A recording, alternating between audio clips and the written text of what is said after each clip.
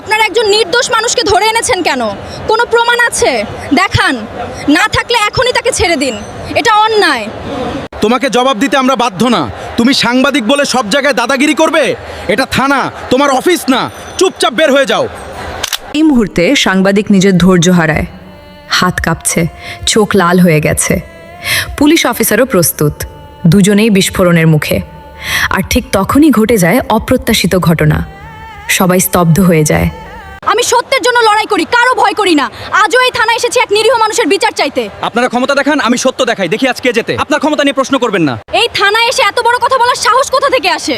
আইন আমরাই চালাই, তুমি না। যা বলার ভদ্রভাবে বলো, না হলে ফল ভালো হবে না। ক্যামেরা সব কিছু ধরে ফেলে। একটা মুহূর্তে সব বদলে যায়। চর খেয়ে পুলিশ অফিসার কিছুক্ষণের জন্য হতবাক। চারপাশে ভাইরাল হতে শুরু করে। সোশ্যাল মিডিয়ায় ঝড় ওঠে। মানুষ দুই ভাগে ভাগ হয়ে যায়। কেউ সাংবাদিককে সমর্থন করে, কেউ বলে সে ভুল করেছে। তর্ক শুরু হয়ে যায়। কিছুক্ষণের মধ্যে সিনিয়র অফিসাররা আসে। পরিস্থিতি সামলানোর চেষ্টা হয়। মিডিয়া আরও ভিড় করে। ঘটনা বড় আকার নেয়। ভিডিওটা পুরো দেশে ছড়িয়ে পড়ে। টিভি চ্যানেলে আলোচনা শুরু হয়। সবাই এই ঘটনা নিয়ে কথা বলছে। সাংবাদিক রাতারাতি ভাইরাল। পরিস্থিতি ধীরে ধীরে উত্তপ্ত হয়ে উঠছিল। চারপাশে লোকজন জমতে শুরু করেছে। ক্যামেরা অন করে দিয়েছে সাংবাদিকের টিম। সব কিছু লাইভে যাচ্ছে। সাংবাদিকের চোখে রাগ আর আত্মবিশ্বাস দুটোই স্পষ্ট। পুলিশ অফিসারও নিজের ক্ষমতা দেখাতে প্রস্তুত। একটা ছোট কথাই বড় সংঘর্ষের দিকে এগোচ্ছে। মুহূর্তটা খুব টানটান। এই কথার পর ভিড়ের মধ্যে ফিসফাস শুরু হয়। অনেকে মোবাইলে ভিডিও করতে থাকে।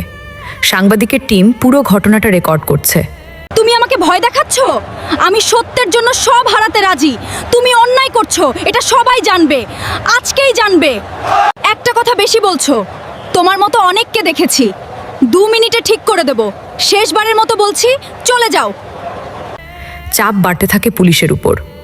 সাংবাদিক এক পা এগিয়ে আসে। পুলিশ অফিসারও সামনে দাঁড়িয়ে যায়। দুজনের চোখে চোখ পড়ে যায়। মুহূর্তটা বিস্ফোরণের মতো। এই হুমকি শুনে সাংবাদিক আরও ক্ষেপে যায়। আপনি আইনের নামে অন্যায় করছেন। আমি চুপ থাকবো না। দেশের মানুষ সব দেখছে। আপনাদের আসল চেহারা বের হবে আজ। না, আপনি ভুল করছেন। তার মুখে রাগ স্পষ্ট হয়ে ওঠে। চারপাশে টান টান উত্তেজনা। সবাই অপেক্ষা করছে কি হয় এখন। হঠাৎ করে পরিস্থিতি নিয়ন্ত্রণের বাইরে যেতে শুরু করে। কেউ কাউকে ছাড় দিতে রাজি না। ক্যামেরা সব কিছু ক্যাপচার করছে। ইতিহাস তৈরি হতে যাচ্ছে। তদন্ত শুরু হয় দুদিক থেকে। সাংবাদিকের অতীত খোঁজা হয়। পুলিশের কাজও খতিয়ে দেখা হয়। নতুন তথ্য সামনে আসে। ধরা পড়ে আসলেই নির্দোষ একজনকে আটক করা হয়েছিল। এতে পুলিশের অবস্থান দুর্বল হয়। সাংবাদিকের দাবি সত্য প্রমাণিত হতে থাকে। গল্প মোড় নেয়। শেষ পর্যন্ত নির্দোষ মানুষটি মুক্তি পায়। মানুষ খুশি হয় এই সিদ্ধান্তে। সাংবাদিকের প্রশংসা বাড়ে, কিন্তু বিতর্ক থেকেই যায়। আমি যা করেছি অন্যায়ের বিরুদ্ধে করেছি। মানুষ বিচার করবে। আমি লুকাবো না। সত্য সব সময় সামনে আসে। ভোলা হিজাবিদ্ধ না। আপনার বিরুদ্ধে মামলা হবে। আইন নিজের হাতে নেওয়ার অধিকার নেই। তুমি সাংবাদিক হলেও ছাড় পাবে না। আইনের দৃষ্টিতে সাংবাদিকের চর দেওয়া অপরাধ, তাই তার বিরুদ্ধেও ব্যবস্থা নেওয়া হয়। একটা জটিল পরিস্থিতি তৈরি হয়। দুই দিকেই সত্য আছে। ঘটনাটা সমাজে বড় একটা বার্তা দেয়। ক্ষমতা আর সত্যের লড়াই সামনে আসে। মানুষ ভাবতে শুরু করে কি ঠিক কি ভুল। সোশ্যাল মিডিয়ায় এই ঘটনা ইতিহাস হয়ে যায়। অনেকেই এটাকে সাহস বলে, অনেকে এটাকে অপরাধ বলে। তর্ক শেষ হয় না। আমি শুধু চাই মানুষ অন্যায়ের বিরুদ্ধে দাঁড়াক, ভয় না পাক, সত্যের জন্য লড়াই করুক। তাহলেই পরিবর্তন আসবে। আমরা চাই আইন বজায় থাকুক। দেখলেন তো, আমি মিথ্যে বলিনি। ওই মানুষটা নির্দোষ। আমি শুধু তার জন্য লড়েছি। এটাই আমার কাজ।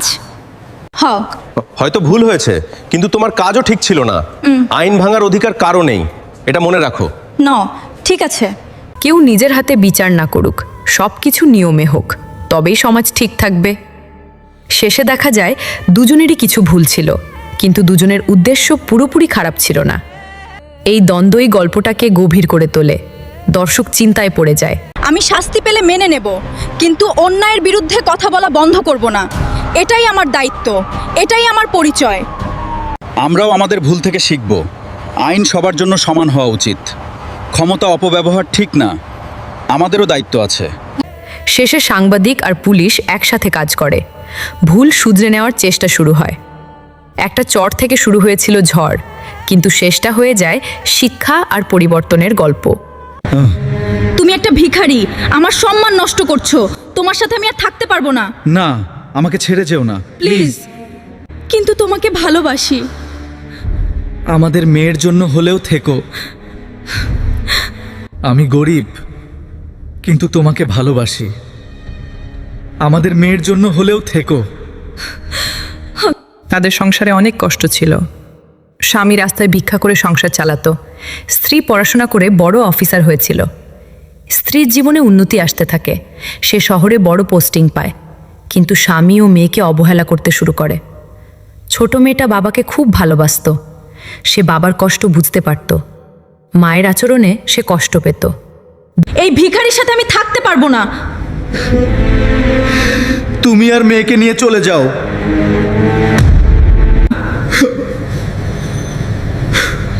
ও তো তোমারও সন্তান। ও না। আমি চলে যাব, কিন্তু মেয়েটাকে কষ্ট দিও না। ও তো তোমারও সন্তান। কি বলছো তুমি? আমি যা বলছি মন দিয়ে শোনো। দিন দিন স্ত্রীর অহংকার বাড়তে থাকে। সে স্বামীকে অপমান করতে থাকে সবার সামনে। সংসারের শান্তি নষ্ট হয়ে যায়। স্বামী মেয়েকে নিয়ে বাড়ি ছেড়ে দেয়।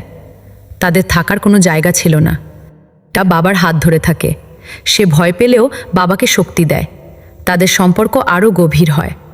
স্বামী ভিক্ষা করে মেয়েকে খাওয়ায়, নিজে না খেয়ে মেয়েকে খেতে দেয়। বাবার ভালোবাসা মেয়েটাকে বাঁচিয়ে রাখে। একদিন স্বামী সিদ্ধান্ত নেয় বদলাবে। সে মেয়ের ভবিষ্যতের জন্য লড়াই করবে, নতুন জীবন শুরু করার সংকল্প নেয়। আমি আমার মেয়েকে চাই। আমি বড় ভুল করেছি। তুমি তাদের ছেড়ে ভুল করেছো। এখন খুঁজে বের করো। স্বামী ছোট কাজ শুরু করে, ভিক্ষা ছাড়ার চেষ্টা করে। দিনে কাজ, রাতে মেয়েকে পড়ায়। মেয়েটা খুব মেধাবী ছিল। সে বাবার স্বপ্ন পূরণ করতে চায়। স্কুলে ভালো ফল করতে শুরু করে। কিছু ভালো মানুষ তাদের সাহায্য করে। তারা মেয়ের পড়াশোনার দায়িত্ব নেয়। স্বামীর জীবন ধীরে ধীরে বদলাতে থাকে। অন্যদিকে স্ত্রী একা হয়ে পড়ে। অনেক কষ্টে তাদের খুঁজে পায়। তখন দেখে মেয়েটা বড় হয়ে গেছে। আমাকে ক্ষমা করে দাও। আজেন, আমি তোমাদের ছাড়া কিছুই না। ক্ষমা করতে পারি, কিন্তু আগের জায়গায় আর ফিরতে পারবো না। মেয়ে এখন আত্মবিশ্বাসী ও শিক্ষিত। স্বামীও নিজের পায়ে দাঁড়িয়ে গেছে। তাদের অবস্থা আগের মতো নেই। স্ত্রী তাদের সামনে দাঁড়ায়। তার চোখে অনুশোচনা স্পষ্ট। সে কথা বলতে ভয় পায়। স্বামী শান্তভাবে তাকিয়ে থাকে। সে অতীতের সব কষ্ট মনে করে, কিন্তু মুখে কিছু বলে না। মেয়েটা মায়ের দিকে তাকিয়ে থাকে। তার চোখে মিশ্র অনুভূতি, ভালোবাসা আর কষ্ট একসাথে থাকে। স্ত্রী ভেঙে পড়ে কান্নায়। সে বুঝতে পারে তার ভুলের মূল্য। সব কিছু হারিয়ে ফেলেছে সে। স্বামী মেয়েকে নিয়ে সামনে এগিয়ে যায়। সে আর পিছনে তাকাতে চায় না। তাদের নতুন জীবন শুরু হয়। সম্মান সবচেয়ে বড়, অহংকার সব কিছু নষ্ট করে দেয়। ভিডিওটা যদি আপনার ভালো লাগে তাহলে অবশ্যই লাইক দিন। এতে আমাদের আরও এমন গল্প বানাতে উৎসাহ পাব। আপনার একটা লাইক আমাদের জন্য অনেক বড় সাপোর্ট। এমন ইমোশনাল গল্প মিস না করতে এখনই কেয়ালি মোটিভেশন চ্যানেলটি সাবস্ক্রাইব করুন আর আপনার বন্ধুদের সাথে শেয়ার করে দিন। আপনার একটি শেয়ার অন্য কারো জীবন বদলে দিতে পারে। আমাকে ক্ষমা করে দাও। আজেন, আমি তোমাদের ছাড়া কিছুই না।